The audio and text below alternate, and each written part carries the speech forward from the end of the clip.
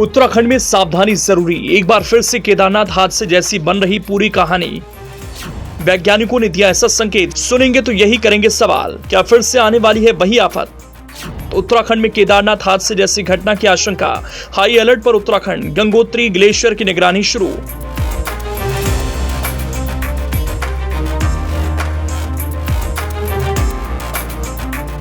यह खबर डराने के लिए नहीं है, बल्कि सतर्क होने के लिए है, सावधान करने के लिए है। आने वाले खतरे को बेहतर तरीके से निपटाया जा सके। केदारनाथ हादसा तो याद होगा, उस हादसे में क्या हुआ था ये किसी से छिपा नहीं। न जाने कितनों की जान गई, कितने लापता हो गए। 2013 में उत्तराखंड में हुई वो दर्दनाक प्राकृतिक आपदा अब तक कोई भूला नहीं। अब फिर से वैज्ञानिकों ने दावा किया है, एक ऐसा संकेत दिया, उत्तराखंड में प्रकृति फिर से 2013 वाले रूप में कभी भी आ सकती है। वैज्ञानिकों को फिर से उत्तराखंड में केदारनाथ हादसे जैसी घटना होने का डर सताने लगा। उत्तराखंड को लेकर वैज्ञानिक अलर्ट मोड पर हैं, यहां तक कि गंगोत्री ग्लेशियर की निगरानी भी शुरू हो गई है। उत्तराखंड के 968 ग्लेशियर हैं, जिनमें से 13 ग्लेशियर कभी भी बड़ा खतरा बन सकते हैं। वैज्ञानिक इनकी मॉनिटरिंग करने की बात कह रहे हैं, लेकिन सवाल यह है कि आखिर ग्लेशियर पिघलने की वजह क्या हो सकती है। उत्तराखंड में 13 ग्लेशियर झीलें खतरे की जद में आने के बाद जैसे ही सामने आई, सरकार ने इनकी मॉनिटरिंग तेज कर दी। वैज्ञानिक मानते हैं कि उत्तराखंड की 2 झील सबसे ज्यादा संवेदनशील हैं।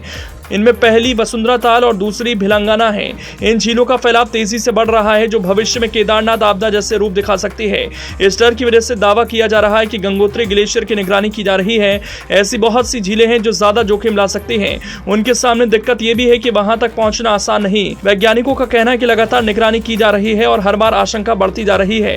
ये चिंताजनक है। वैज्ञानिक तो यहां तक दावा कर रहे हैं, न सिर्फ 13 ग्लेशियर बल्कि सभी ग्लेशियर के पैटर्न में बदलाव आ रहा है। किसी में भी पॉजिटिव रिस्पॉन्स नहीं दिख रहा। 2013 की केदारनाथ त्रासदी, 2021 में धौलीगंगा की बाढ़ और 2023 में सिक्किम के लोहनक झील के टूटने के बड़े हादसों से मिले सबक के बाद उत्तराखंड सरकार अलर्ट है। सरकार ने ग्लेशियरों को लेकर निगरानी बढ़ा दी है। प्रदेश की 347 ग्लेशियर झीलों में से 17 को जोखिम संभावित श्रेणी में रखा गया है। ग्लेशियर के किस हिस्से में और कहां तक फैलाव है, इसको चिन्हित करना जरूरी है। वहीं ग्लेशियर पिघलने की बड़ी वजह क्लाइमेट चेंज माना जा रहा है।